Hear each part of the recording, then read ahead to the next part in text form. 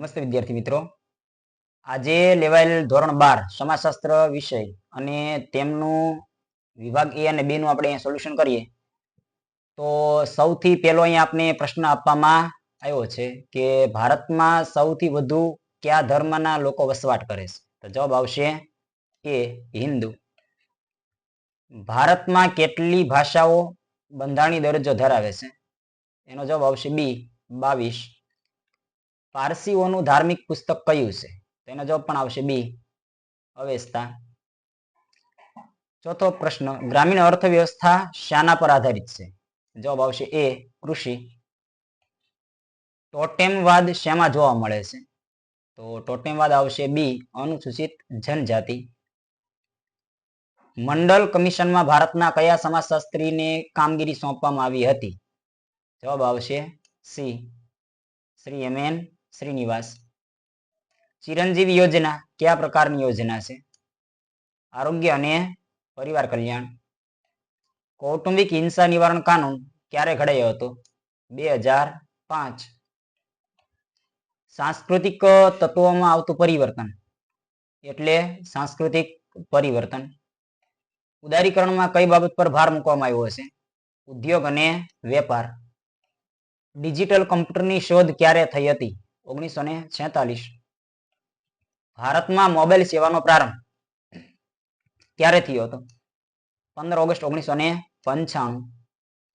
બ્રહ્મ સમાજની સ્થાપના કોણે કરી હતી? રાજારામ મોહન રાય. નર્મદા બંધ વિરોધી આંદોલન એ કયા પ્રકારનું આંદોલન છે? તો તે પ્રતિરોધાત્મક સામાજિક આંદોલન કહી શકાય. પંચાયતી રાજની સ્વતંત્રતા પાયાથી શરૂ થવી જોઈએ? મહાત્મા ગાંધી. બક્ષીપંચ અર્થાત અન્ય પછાત વર્ગ માટે કેટલા ટકા બેઠકો અને અન્ય અધ્યક્ષ પદો અનામત રાખવામાં આવી છે? તો તેમના માટે આવશે 10%. જે પંચાયતી રાજની અંદરથી આ પ્રશ્ન છે એ મૂકવામાં આવ્યો છે. ધોરણભંગ વર્તનની વ્યાખ્યા આપનાર વિદ્વાન હોર્ટન અને હન્ટ. બાળ અપરાધીને સુરક્ષિત રાખવાનું સ્થળ એટલે રિમાઇન્ડ હોમ. એડ્સની સમસ્યામાં ભારત વિશ્વમાં કેટલામું સ્થાન ધરાવે છે? તો 3. વિશ્વ એડ્સ દિવસની ઉજવણી ક્યારે કરવામાં આવે છે? તો 1 ડિસેમ્બર વિશ્વ એડ્સ દિવસ તરીકે ઉજવાય છે. વિભાગ બી, ભારતમાં 2011ની વસ્તી ગણતરી મુજબ સૌથી વધુ વસ્તી કયા રાજ્યમાં છે? તો આના જવાબની અંદર આવશે ઉત્તર પ્રદેશ. 22મો પ્રશ્ન, શીખ ધર્મના 5 ક કોને કહે છે? કેશ, કડુ, કંગા, કિરપાણ અને કચ્છ. જાદુના પ્રકારો જણાવો. 2 સફેદ અને કાળો જાદુ. લિંગ પ્રમાણ એટલે શું? દર 1000 પુરુષોએ સ્ત્રીઓની સંખ્યા એટલે લિંગ પ્રમાણ. સંસ્કૃતિકરણનો ખ્યાલ કોણે આપ્યો હતો? એમ.એન. શ્રીનિવાસે આપ્યો હતો. WWW નું પૂરું નામ લખો. World wide web. કયા પ્રકારનું આંદોલન શાંતિપ્રિય અને અહિંસક હોય છે? તો સુધારાવાદી સામાજિક આંદોલન એ શાંતિપ્રિય અને અહિંસક હોય છે. પંચાયતનો કાર્યકાળ કેટલા વર્ષનો હોય છે? તો પ્રત્યેક સ્તરે 5 વર્ષનો કાર્યકાળ હોય છે. બાળ અપરાધી એટલે શું?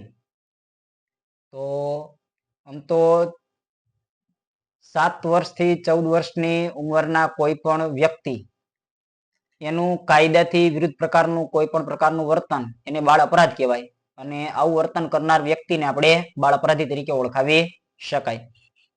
ઓનર કિલિંગ એટલે શું?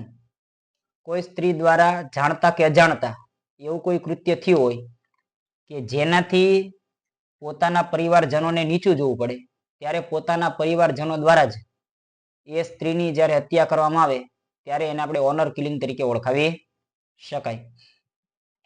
વિભાગ સી ની અંદર પણ આ બધા પ્રશ્નો એ સહેલા છે. કઈ કઈ વિવિધતા જોવા મળે છે? નાગરિક એવોર્ડ, લોક સંસ્કૃતિના ઉદાહરણો છે. કલ્પસૂત્રમાં કઈ કઈ બાબતો એને અધિક મહત્વ આપ્યું છે? આ વખતે આ નવો પ્રશ્ન છે એ મૂકવામાં આવ્યો છે. બાકી આર્થિક પછાતપણું નક્કી કરવાના 3 માપદંડો મોસ્ટ ઓફલી પૂછાય છે વારંવાર. આ ગુજરાતમાં અનુસૂચિત જાતિની સૌથી વધુ વસ્તી ધરાવતી મુખ્ય 4 જાતિઓ પણ મોટા ભાગે હોય છે.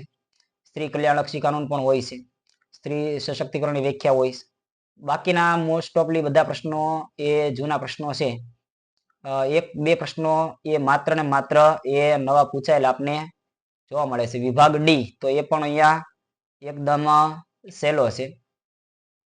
સ્ત્રીઓના બંધારણીય અધિકારોથી માંડીને ઉદારીકરણના લાભ, પરંપરાગત સમૂહ સંચારના માધ્યમો, સામાજિક આંદોલન, એના લક્ષણો, પંચાયતી રાજની નકારાત્મક અસરો, બોસ્ટલ શાળા.